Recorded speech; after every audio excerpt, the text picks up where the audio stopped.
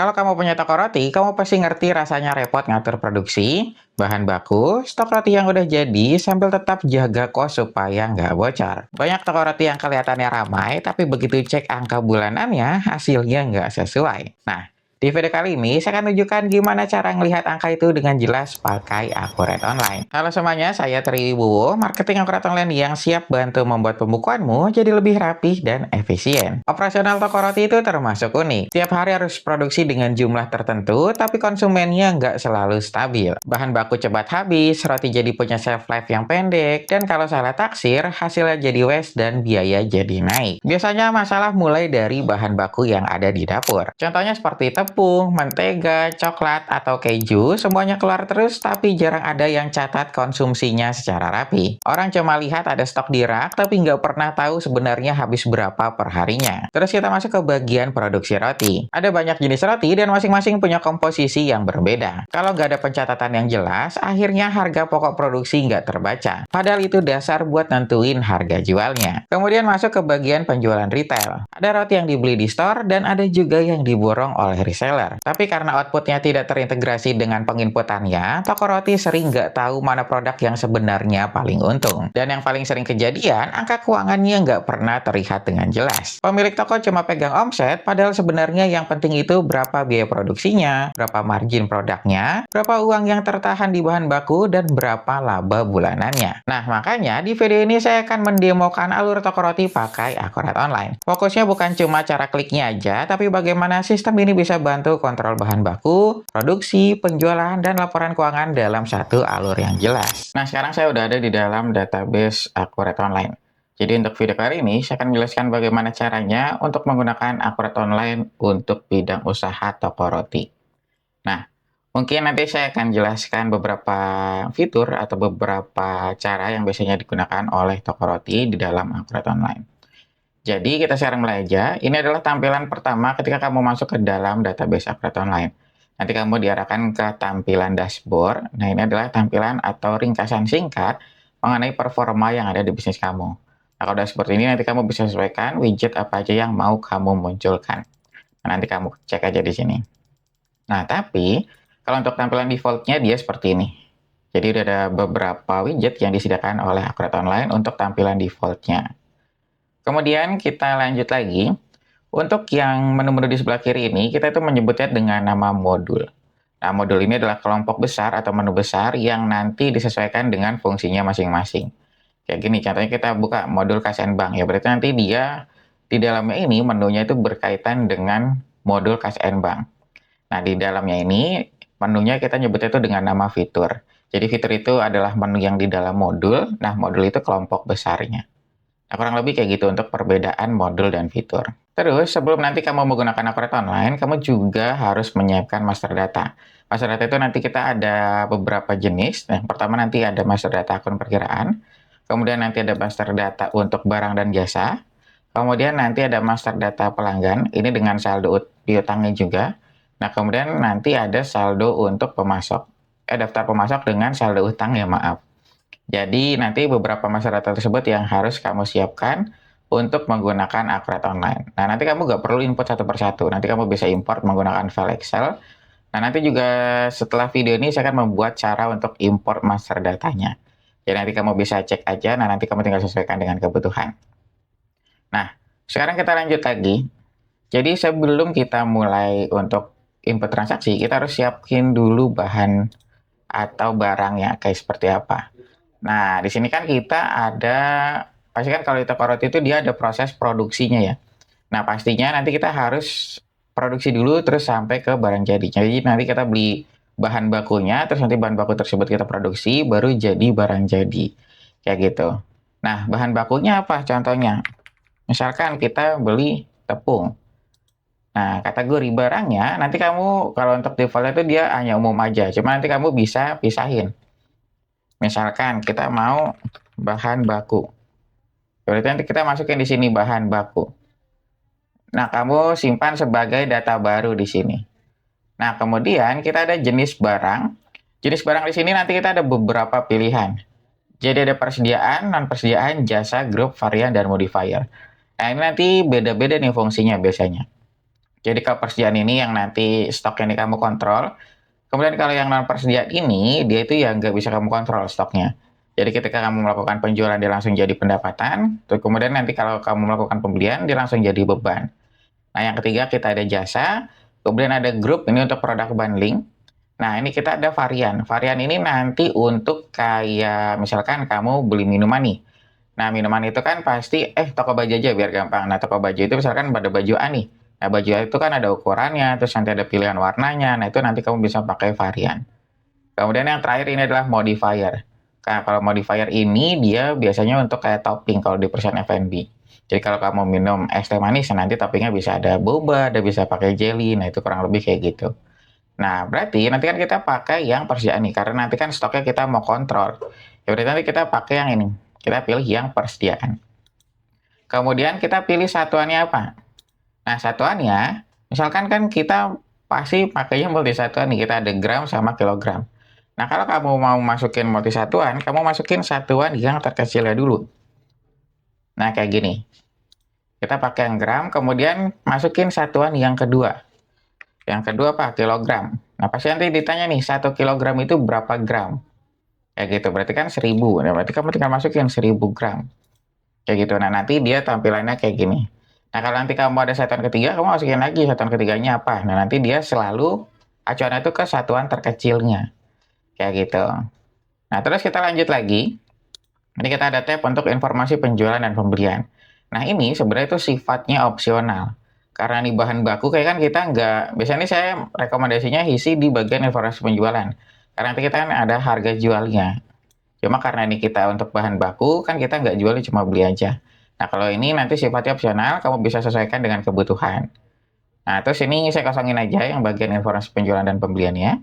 Kemudian kita ini ada tab stok. Ini adalah stok awal yang nanti kalau misalkan kamu menggunakan akun online, itu kan kamu harus cut off dulu nih dari pembukuan sebelumnya.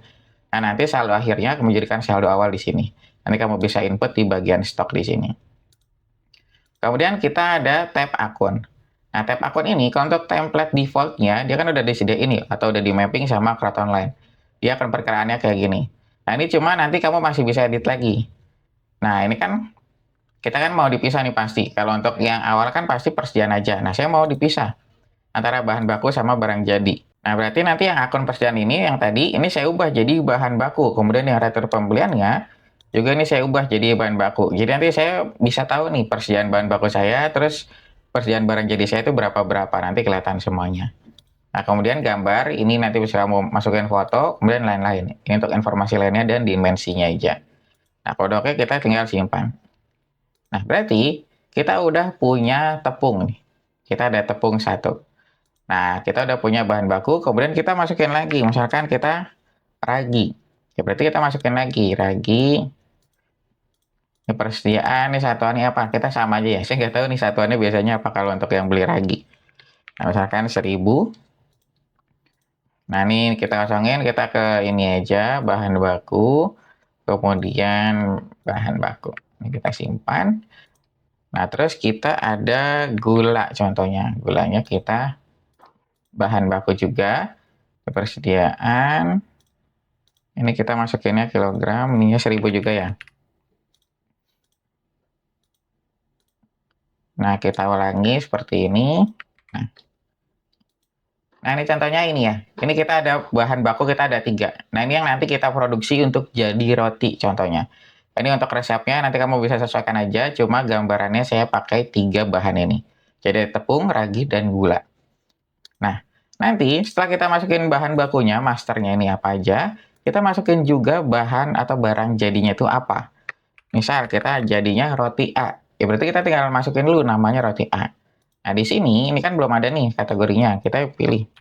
Kita buat baru lagi aja, barang jadi.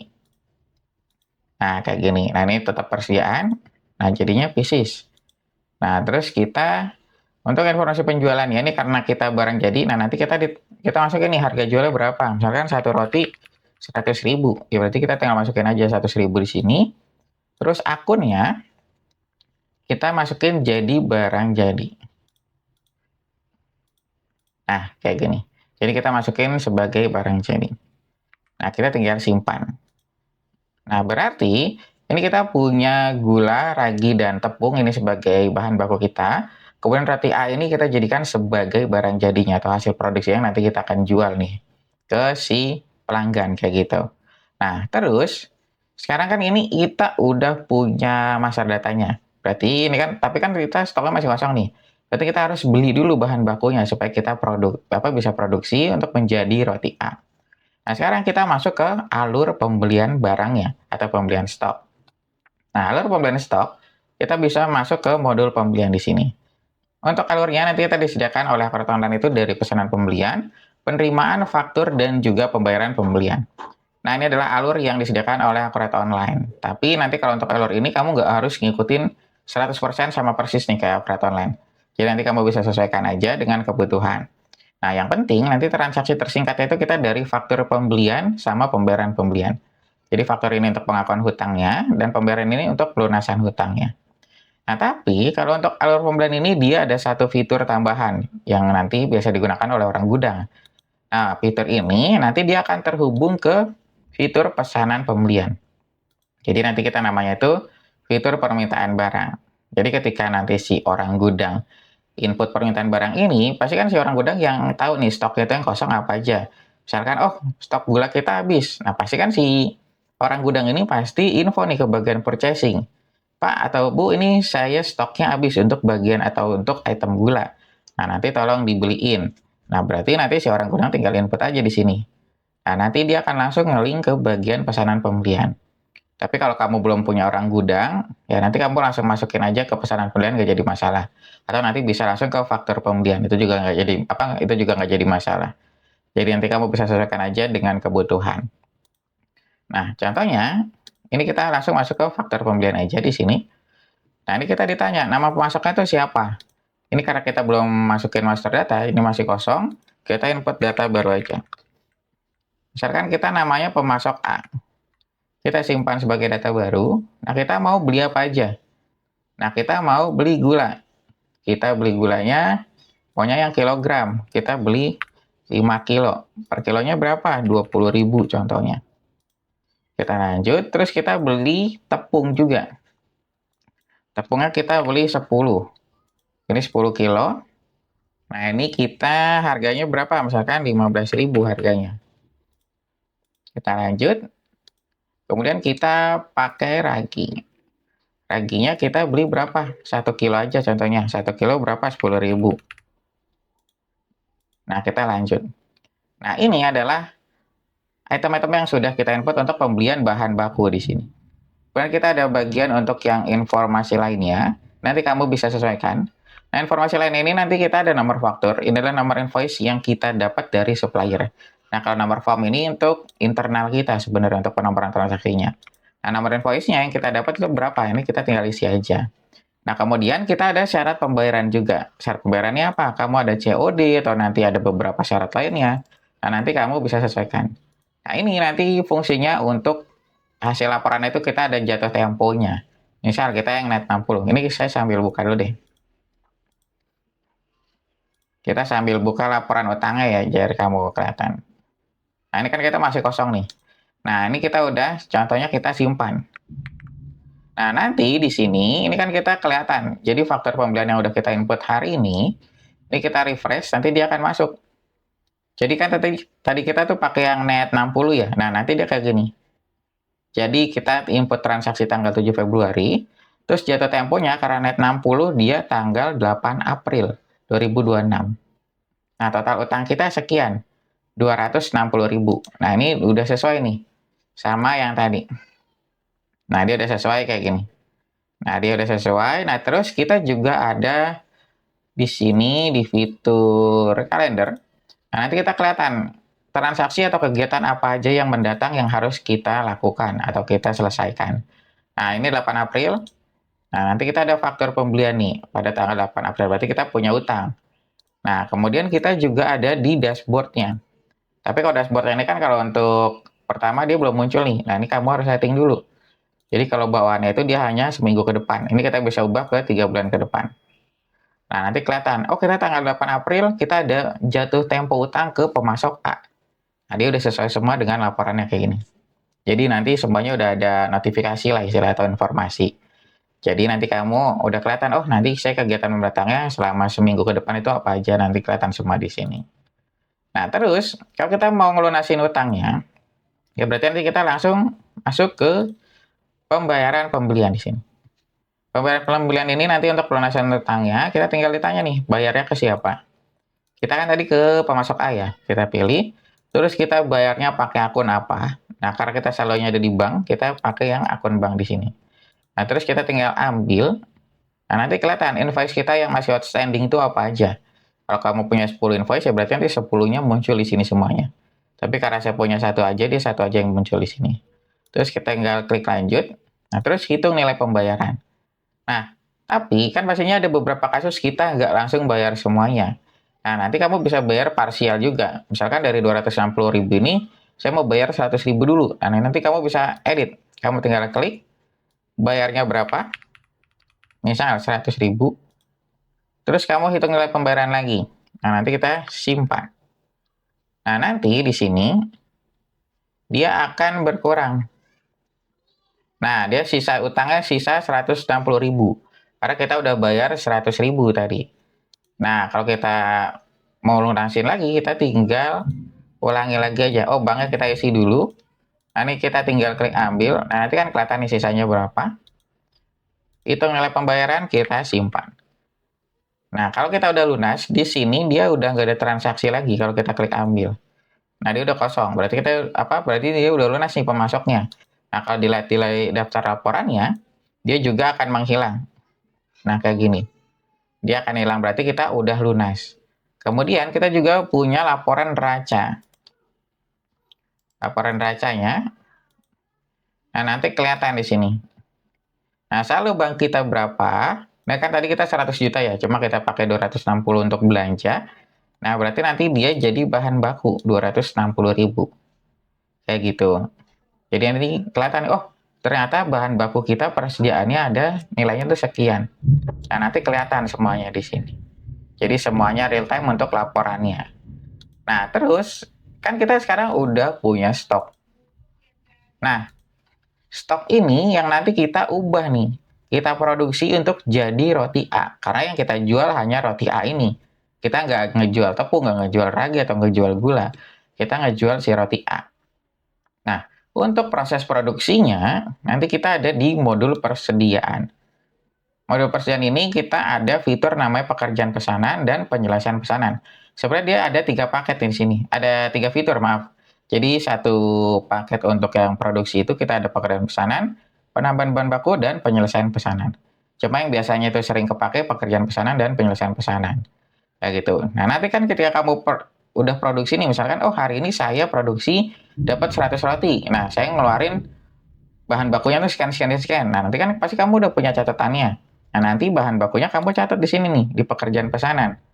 Nah, nanti bahan bakunya itu apa aja yang kamu pakai. Misal tepung. Tepung kita kepake berapa? Nah, ini stok kita tepungnya itu ada, tadi kan 10.000 gram nih. Berarti kan dia ada 10 kilo. Nah, misalkan kita mau satuannya pakai apa? Yang gram atau yang kilo? Oh, ternyata kita pakai yang kilo aja. Ini kita misalkan kepake 2 kilo. Terus kita gulanya kepake berapa?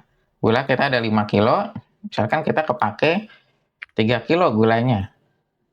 Nah, terus habis itu raginya berapa? Raginya kita pakai, ini kan ada 1 kilo ya. Kita pakai 500 gram. Nah, kayak gini. Berarti, oh ternyata tadi kita hari ini udah produksi sekian nih untuk bahan baku yang keluar.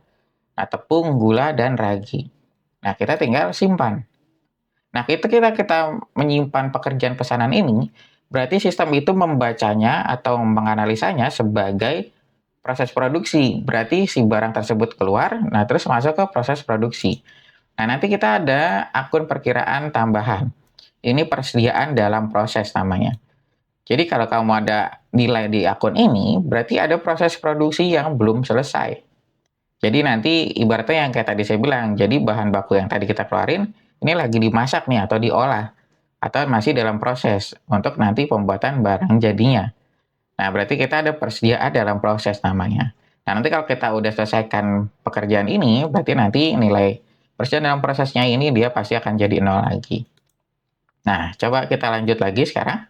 Kita masuk ke fitur yang penyelesaian pesanan. Nah, di sini kamu tinggal tarik aja pekerjaannya itu nomor berapa. Misal dari sini. Nah, terus kita tipe penyelesaiannya kita yang barang.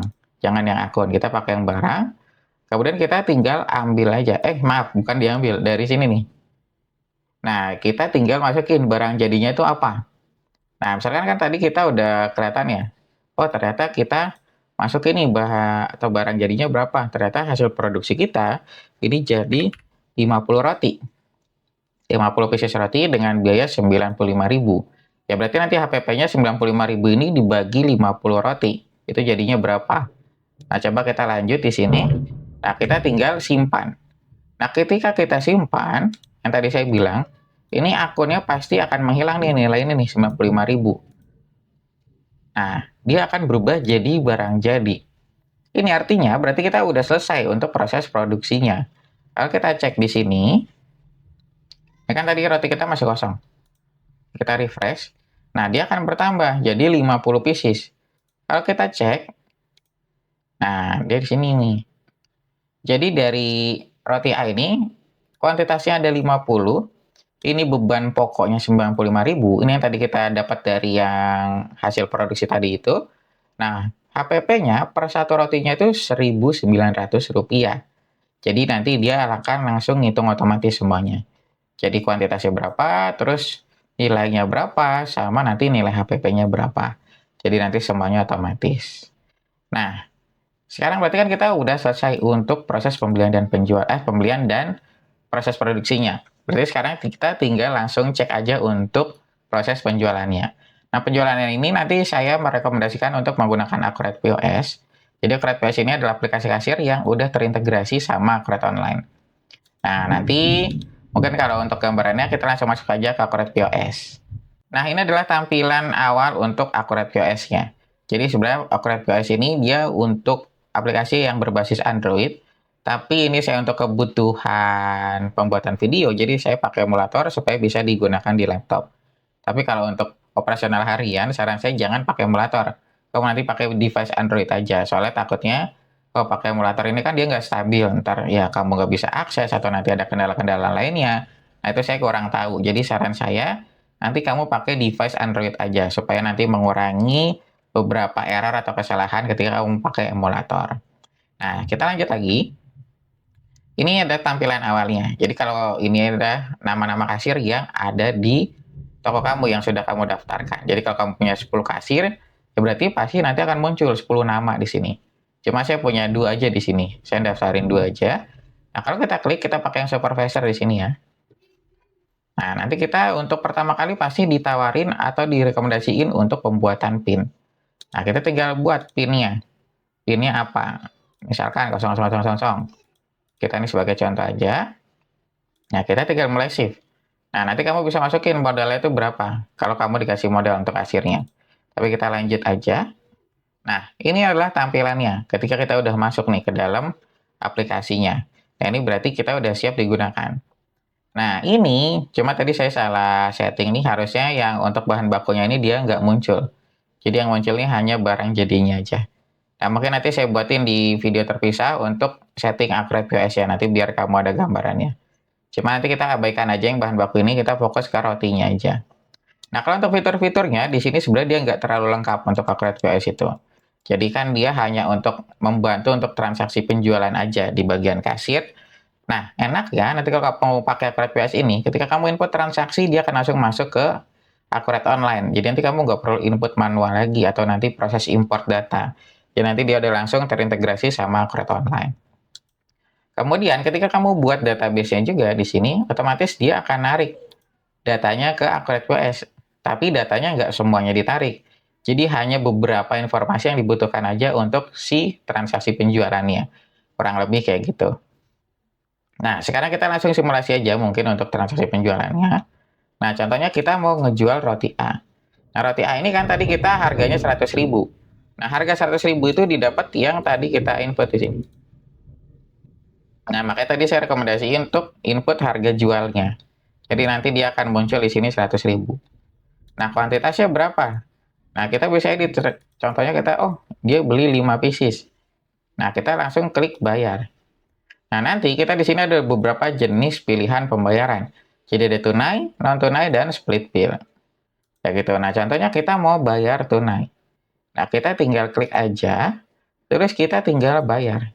Nah, simpel banget ya. Jadi kalau untuk yang tunai itu dia ada tulisan kayak gini nih, misalnya ada notifikasi, pembayaran uang pas, atau nanti kembali berapa, nanti dia kelihatan. Jadi nanti udah langsung hitung otomatis. Nah, ini kita tinggal klik selesai. Kalau kita cek di bagian invoice-nya, dia akan langsung masuk transaksi yang tadi kita input. Nah, dia langsung masuk nih, 5. Dia totalnya 500.000, terus kata kita lihat jamnya udah sama nih, 9.35, berarti kan dia transaksinya baru diinput. Nah, nanti nama kasirnya itu siapa, nanti kelihatan juga di sini semuanya terekam. Kemudian kalau kita cek lagi di laporan neraca, ini saya sambil buka laporan laba rugi juga, biar nanti kamu cek. Nah, di laporan laba ruginya nanti udah kelihatan kayak gini. Jadi pendapatan kita 500.000, terus kita ada HPP 9.500. Berarti kita masih untung sekian nih labanya. Nah, terus di laporan neracanya, uang kita akan bertambah di akun kas kecil toko. Karena tadi saya daftarinnya tuh kalau pembayaran cash masuk ke akun tersebut. Senilai 500.000, kemudian saldo barang jadi kita berkurang. Karena kita ada pengeluaran barang di sini. Nah, dia sisanya tuh sekian. Terus kita ada laba tahun ininya tuh kelihatan nilainya sekian. Jadi semuanya real time. Nah, terus kalau kita input lagi, misalkan kita jual 10 contohnya. Kita jual 10, kita bayar pakai non tunai. Nah, non tunai ini kita pakai edisi BCA contohnya. Kita klik bayar. Nah, ini udah selesai. Kita cek lagi di faktur penjualannya. Nah, dia akan langsung masuk 1 juta. Terus kalau kita cek lagi di daftar laporannya, dia masuk juga 1 juta, terus barang jadinya juga berkurang. Terus di laporan laba ruginya, pendapatannya akan bertambah. Nah, kayak gini. Jadi pendapatan kita 1.500.000, HPP kita 28.500, dan pendapatan atau laba kotor kita sekian. Jadi nanti udah semuanya itu otomatis. Nah, kurang lebih nanti gambarannya kayak gitu untuk transaksi penjualan. Kemudian, kan kita untuk transaksi harian pasti kan ada beban operasional. Kayak nanti bayar-bayar kayak listrik, nanti ada bayar transport atau bayar yang lainnya. Itu nanti kan pasti akan mempengaruhi di laporan laba rugi ini. Nah, cara inputnya itu gampang. Jadi nanti ini saya close dulu sebentar. Nah, untuk inputnya kita masuk ke modul Cash and Bank di sini. Kita ada fitur pembayaran. Kamu tinggal klik aja fitur pembayaran di sini. Nah, nanti kamu tinggal dipilih aja nih. Kamu bayar itu pakai akun apa? Nah, kita kan pakai akun bank contohnya. Nah, nanti kita ditanya, kita bayar tuh pakai akun apa, kita bayar beban apa contohnya. Nah, nanti kita tinggal masukin di sini. Misal kita bayar listrik. Listrik kita bayar 300.000. Kita simpan. Kemudian kita bayar apa lagi? Misal kita bayar untuk sumbangan. Sumbangannya kita bayar 50.000. Nah, kemudian kita bayar apa lagi? Ini saya masukin aja ya, biar kamu ada gambarannya nanti. Nah, PAM-nya 500.000 contohnya. Nah, kita tinggal simpan. Nah, nanti, oh ya, saya lupa ngasih tahu. Jadi, setiap transaksi yang kita input itu nanti ada jurnalnya nih. Jadi, nanti kelihatan rincian jurnal itu seperti apa. Kemudian, kamu bisa untuk yang attach dokumen juga. Nanti kamu bisa upload bukti-bukti pembayarannya di sini supaya nanti semuanya benar-benar ya tervalidasi lah untuk pembayarannya. Jadi nanti kamu bisa ngecek dokumennya itu apa aja dokumen pendukungnya. Kemudian kita juga bisa cetak. Nah, untuk hasil cetakannya ini nanti kita bisa edit juga. Nanti kita ada fitur untuk desain cetakan. Nah, nanti kamu bisa sesuaikan nih desain cetakannya itu mau seperti apa. Jadi kalau untuk tampilan defaultnya dia kayak gini. Cuma nanti kalau kamu mau edit, kita ada fitur untuk desain cetakan. Nah, semua transaksi yang kita input tadi, maaf, itu nanti kamu bisa edit untuk desain cetakannya. Jadi nanti kamu bisa sesuaikan. Nah, sekarang kita tinggal cek lagi ke laporan laba ruginya. Kalau kita refresh, nah dia akan langsung masuk. Listriknya 300, PAM-nya 500, terus ada beban retribusi dan sumbangan, ini 50.000. Nah, berarti kita ada beban operasional 850.000. Jadi dari laba sekian dan beban operasional sekian, nah laba bersih kita nilainya sekian. Kayak gitu. Jadi semuanya udah muncul. Nah, nanti di sini juga kamu bisa cek nih, kamu bisa refresh aja semuanya. Nah, nanti dia semuanya juga datanya akan update otomatis di sini. Nah, kayak gini semuanya. Jadi dia semuanya otomatis. Nah, mungkin sampai sini aja penjelasan yang saya bisa berikan tentang cara menggunakan Angkurat Online untuk toko roti. Jadi nanti misalkan kamu ada pertanyaan lainnya, kamu bisa langsung tulis aja di kolom komentar. Atau nanti kamu bisa langsung DM aja ke akun Instagram saya. Dari alur tadi, kamu bisa lihat Akurat Online bisa bantu toko roti untuk kontrol bahan baku harian, lihat konsumsi bahan untuk tiap produk, tahu harga pokok produksi bukan cuma omsetnya aja, membedakan penjualan retail dan juga reseller, pantau persediaan bahan baku dan produk jadi, lihat laporan laba rugi otomatis, dan baca margin per kategori produk. Dengan data itu, pemilik toko roti bisa tahu produk mana yang costnya paling tinggi, produk mana yang paling menguntungkan, berapa uang yang tertahan di bahan baku, berapa nilai produk yang belum terjual, dan berapa laba bersih setiap bulannya. Jadi, bukan cuma produksi dan penjualannya aja, tapi bisa mengontrol semua operasional di bisnismu. Kalau kamu punya toko roti dan pengen tahu seberapa jauh Akurat Online bisa bantu ngatur produksi dan keuangannya, kamu bisa konsultasi online gratis dulu dengan saya dan juga tim trainer. Kita lihat dulu alurnya di toko kamu, kendalanya di mana, lalu kita sesuaikan dengan solusinya. Untuk link pendaftarannya sudah saya siapkan di kolom deskripsi. Nah, mungkin sampai sini aja penjelasan yang bisa saya berikan mengenai demo Akurat Online untuk toko roti. Jika kamu ada pertanyaan lainnya, kamu bisa langsung tulis aja di kolom komentar atau kamu bisa langsung DM aja ke akun Instagram saya. Terima kasih sudah menonton video ini sampai selesai. Sampai jumpa di video selanjutnya.